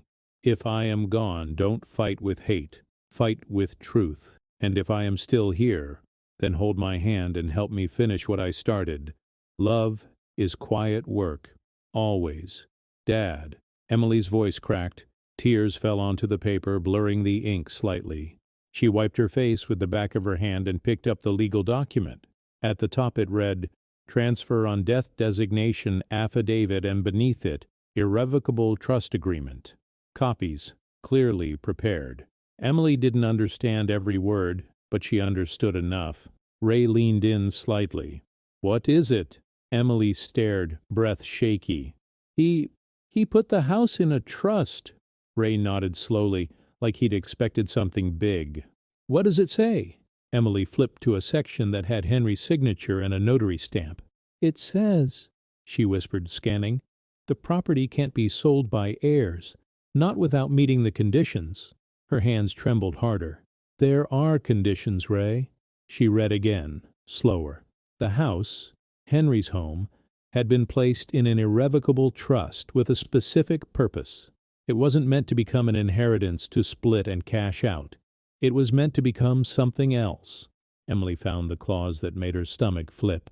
The home at 214 Sycamore, she read aloud, shall be used to establish a community-based transitional residence for seniors in need, to be operated in partnership with a local nonprofit, with priority to residents from Ross County. Emily's mouth fell open. Ray's eyes widened. A residence? Emily nodded, tears spilling again. A safe home for seniors, like a small place where they can live with dignity. Ray looked toward Henry in the bed, suddenly understanding the depth of the man they were both fighting for. He was planning it this whole time. Emily turned another page and found names. Her name, Daniel's name, and another name that stunned her so deeply she had to read it twice. Raymond Castillo. Ray stepped forward fast. Me? Emily held the paper up. He listed you as the community steward, like a caretaker role. A person who ensures the trust's purpose is followed. Ray's face went pale. Emily, You're the one he trusted, Emily said softly. You're the one who shows up. Ray swallowed hard, eyes wet. I don't deserve that. Emily looked at Henry. He thinks you do. The door opened abruptly. Daniel walked in. He looked exhausted now, but his eyes snapped immediately to the papers in Emily's hands. What is that? He demanded. Emily didn't flinch. She held up the envelope. Dad's letter. Daniel stepped closer, voice rising. You opened something addressed to you, without me?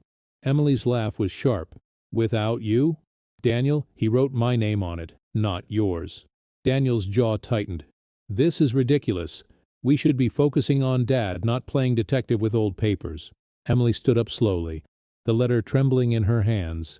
We are focusing on Dad, she said. That's why I'm reading what he wanted us to know. Daniel's eyes darted to the trust document. Let me see that. Emily pulled it back. No. Daniel's face darkened. Emily. Ray stepped forward, voice calm but firm. Back off. Daniel's eyes flicked to Ray like he couldn't believe he was there. Who are you two? I'm the guy your dad called when people needed help, Ray said. The guy he trusted. Daniel scoffed. This is family business. Ray didn't move. Then treat it like family, not like a sale. Daniel turned back to Emily, frustration spilling. Do you have any idea what you're doing? You're making this harder. Emily's eyes blazed. Harder than leaving him on the floor? Daniel flinched as if struck. Emily's voice dropped, deadly quiet. Harder than putting him in that place so you could empty his house? Daniel snapped. That's not what Emily lifted the trust document. Then explain this. Daniel stared at it, confusion turning to alarm. What is that? Emily read the key line aloud, voice clear despite tears. The house is in an irrevocable trust. It cannot be sold by heirs. It is designated to become a community residence for seniors in need. Daniel's mouth opened, then closed. That's not possible. Emily's laugh was bitter. It's not possible because you didn't ask him. You didn't listen. You just assumed. Daniel stepped back, face flushing. He can't do that without telling us. He did, Emily said. He just didn't tell you, because he knew what you'd do. Daniel's eyes flicked toward Henry. Still unconscious, his voice lowered. So he trapped us. He set us up. Emily shook her head. No, he protected the house from being turned into a paycheck. Daniel's breathing quickened. Then what about his care? What about expenses? What about... Emily's voice cut through. You were never asking about his care. You were asking about the timing of the sale. Daniel's hands balled into fists. He looked like a man whose reality had been pulled out from under him. Ray's voice softened slightly. Henry didn't do this to hurt you, Daniel. He did it because he's seen what happens to old people who don't have someone fighting for them. Daniel's eyes flashed. So, now I'm the monster? Emily looked at him, pain flooding her face. You're not a monster, she said. You're my brother, but you crossed a line, and now you have to face it. Daniel's throat worked like he was swallowing anger, then shame, then fear. He whispered, I didn't want him to die. Emily's eyes filled again. Then why did you treat him like he was already gone? The room went silent except for the machines. Then Henry's fingers moved. It was small, barely noticeable, but Emily saw it. She leaned forward, breath catching. Dad, she whispered. Henry's eyelids fluttered. A slow, strained breath left his chest like it cost him something. Emily grabbed his hand gently, careful of bruises. Dad, I'm here. Henry's eyes opened halfway, unfocused at first. Then they found Emily's face. His lips moved. No sound came out. Emily leaned closer. It's okay. You don't have to talk. Henry's gaze drifted, weak, toward Daniel. Daniel stepped forward, face tight.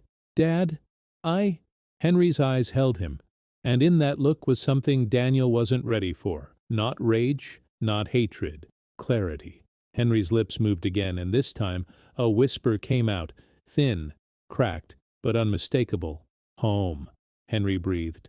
Emily nodded quickly, tears spilling. Yes, we're getting you home. Daniel's voice shook. Dad, I didn't mean… Henry swallowed, eyes still on him. Then Henry whispered, the words barely there but sharp enough to cut. Not for me, he breathed. For you. Daniel froze. Emily's stomach flipped. She remembered those exact words from the storm night. The voicemail static, the prayer of a man on the floor. Henry was still thinking of his children even after what they had done. And that was the moment Daniel began to break. His shoulders sagged. His eyes filled. He looked at Henry's bruised face and finally saw the full weight of his choices. I'm sorry, Daniel whispered, voice cracking. I'm so sorry. Henry's eyes closed again, exhaustion taking him. But the apology had been spoken. And now, because of the letter, because of the trust, because of the notebook, there was a new path in front of them. Not an easy one, a true one. Emily met Ray's eyes. We need a lawyer, she said. Ray nodded. I know one. Good man. Local. He'll listen. Emily looked at Daniel. And you, she said, voice steady. If you want redemption, it's not going to be tears. It's going to be work. Daniel wiped his face, swallowing hard. Tell me what to do. Emily held up the trust document. You're going to help build what Dad planned. The right way. Daniel stared at the papers again, breathing uneven. Outside the window, the snow finally began to slow. And inside that hospital room, something else shifted too. Something bigger than guilt. Purpose. Because Henry Walker had not just survived betrayal, he had prepared an answer to it. A legacy that could not be sold. A home that would become a refuge. And a lesson his children would carry for the rest of their lives. A house is worth money, but a home is worth a soul. Not with celebration, not with announcements, but with small, stubborn signs of life pushing through what had once been frozen solid. Snow melted into the ground, buds appeared on bare branches, and the old house on Sycamore Street, Henry Walker's house, stood exactly where it always had, waiting. Henry came home on a Tuesday. No balloons, no speeches, just Emily pulling the car into the driveway, while Ray helped guide Henry's careful steps up the front walk. The porch boards creaked in the same familiar way. The door opened with the same soft resistance. And the smell inside? Wood, coffee, faint traces of Linda's old candles, wrapped around Henry like arms that had been waiting. He stopped just inside the doorway. His knees trembled, not from weakness this time, but from the weight of it all. I thought I'd never see this again, he whispered. Emily set her purse down and came to his side. You're home, Dad. Henry reached out and touched the wall with his palm, fingers resting on the paint he had brushed decades earlier. He closed his eyes. For a long moment no one spoke. Then Henry breathed out slowly and said, All right, let's get to work. The recovery was not fast. Henry's body reminded him daily of the night he had been left on the floor. His shoulder healed slowly. His balance wasn't what it used to be. Some mornings, he woke up tired in a way that sleep didn't fix, but he was alive, and he was clear. The notebook returned to its place in his coat pocket, though now he wrote less often, not because he had nothing to say, but because so much of what mattered was finally being lived out loud. Emily moved into the house temporarily. She insisted it wasn't permanent, but Henry didn't argue. He liked hearing footsteps in the morning. He liked knowing someone was there if he needed help tying his boots or reaching a high shelf. Ray came by almost every day, sometimes with tools, sometimes with paperwork, sometimes just with coffee and silence.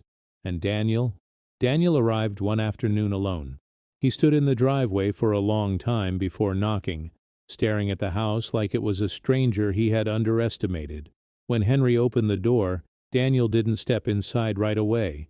"I don't know how to do this," Daniel said. Henry looked at his son, not with anger, not with triumph, but with the tired compassion of a man who had learned the cost of mistakes. "Then start by coming in," Henry said. Daniel did. They sat at the kitchen table, the same table, the one that had seen arguments, birthdays, paperwork, tears. Daniel's voice shook. "I'm not asking for forgiveness today." Henry nodded. "Good. That means you understand it." Daniel swallowed. "I want to help. The way you planned. The right way." Henry studied him for a long moment, then reached into his coat and pulled out the notebook. He flipped to a page near the middle and slid it across the table. Daniel read the line silently. "Redemption is not a feeling. It's a direction." Henry looked at him. "You want redemption?" Daniel nodded. "Yes." "Then you don't get applause," Henry said. "You get responsibility." Daniel breathed out, steadying himself. "I can handle that." And for the first time in a long time, Henry believed him. The transformation of the house didn't happen overnight. It happened inch by inch, decision by decision. The trust paperwork was finalized with the help of a local attorney. Simple, clear, airtight. The house would remain in the trust permanently. It could never be sold for personal profit, ever. Instead, it would become the Walker Home, a small, community-based residence for seniors who needed stability, dignity, and care without being treated like inventory. Not a facility, a home. Ray took on the role Henry had given him without asking for a dollar. He coordinated volunteers, local nonprofits, church groups, and city officials. He made sure inspections were done properly. He argued when corners were about to be cut. Emily handled the daily operations planning. She researched care models, scheduled training, and made sure every future resident would be treated as a person first. And Daniel sold his investment properties. Not all of them, but enough. He redirected the proceeds into renovating the house, not to flip it, but to strengthen it. Wider doorways, safety rails, warm lighting, real wood furniture, not plastic. He used his real estate knowledge to navigate permits, zoning, and compliance, not for profit, but for permanence. It was the first time Daniel worked on a project that wouldn't carry his name, and that changed him. Henry watched it all from his armchair by the window, notebook resting in his lap. Some days he gave advice. Some days he corrected mistakes. Most days he simply observed, quiet, present, alive. When the first resident arrived, Henry insisted on being there. Her name was Margaret. She was 79, widowed, and had been sleeping on her daughter's couch for months after losing her apartment. She arrived with 2 suitcases and an expression that mixed shame with hope. Henry stood at the door, leaning on his cane. "Welcome home," he said. Margaret's eyes filled with tears, and one by one others followed. A retired truck driver with no family nearby, a former librarian with early mobility issues, a quiet man who had outlived everyone he knew. The house filled with life again. Not noise, not chaos, life. Coffee brewing in the morning, soft conversations, laughter during meals, the creak of the porch swing returning, this time under new stories. Henry didn't run the home. He belonged to it. Some afternoons, he sat on the porch with residents, telling stories about building the house, about Linda, about mistakes he'd made and lessons he'd learned the hard way. One of the residents asked him once, "Why did you do all this?" Henry smiled, tapping the notebook gently. "Because everyone deserves to feel like they're not in the way." The local paper ran a story, not a headline screaming scandal. A quiet feature. Local carpenter turns family home into haven for seniors. The article mentioned Henry's fall. It mentioned the trust. It didn't name Maple Ridge directly, but people understood. The town responded. Donations came in. Volunteers signed up. The Walker home became a place people spoke about with respect, and slowly Henry's name changed meaning. It wasn't just the old man on Sycamore Street. It became something else, a symbol. Time passed. Henry grew weaker, but he grew lighter too. One evening, months later, as the sun dipped low and painted the living room gold, Henry called Emily and Daniel to his side. Ray stood nearby, hat in hand.